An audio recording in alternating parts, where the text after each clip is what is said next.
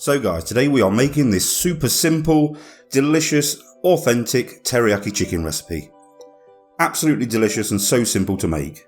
You want 50 grams of sugar, 200 milliliters of mirin, 200 milliliters of sake, some toasted sesame seeds, and 180 milliliters of soy sauce. Use a good quality soy sauce.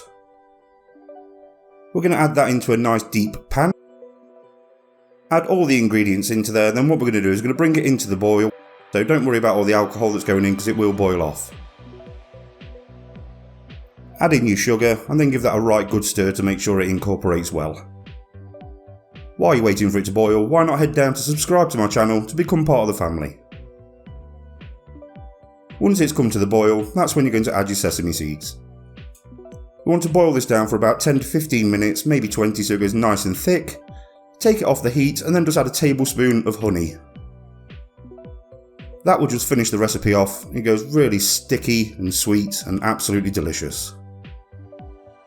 Now you want to prep your chicken. I always use chicken thigh for this recipe. I don't use chicken breast. The chicken thigh's just got a lot more fat running through it.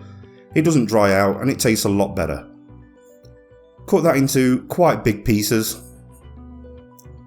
Once you've got them cut into nice big chunks, you're going to toss them in some seasoned corn flour. Then what you want to do is get yourself a frying pan ready, and we're going to add 2 oils. So we're going to add about a tablespoon of sesame oil and about 2 tablespoons of olive oil. Bring your pan up to a good heat. We're going to fry these for about 3 to 4 minutes on each side so that they go nice and golden and gnarly and brown. Remember, when it comes to recipes like this guys, colour is flavour. Now back into a dry pan, you're going to add about a teaspoon of the same oils that we've just added. We're then going to add 1 teaspoon of garlic paste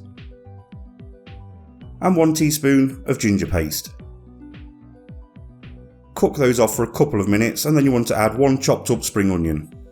The garlic and the ginger will majestically dance around in the pan, but don't worry.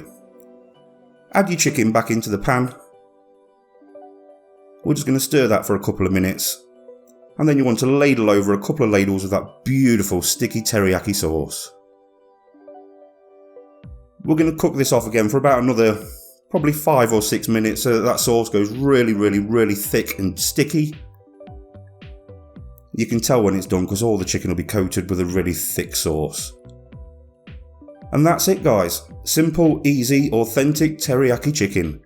Thank you very much for watching guys. If you have enjoyed this video, please don't forget to subscribe to my channel to become part of the family. Like this video, please share it with your friends so they get to see it, and I'll see you guys in my next video. Thanks for watching.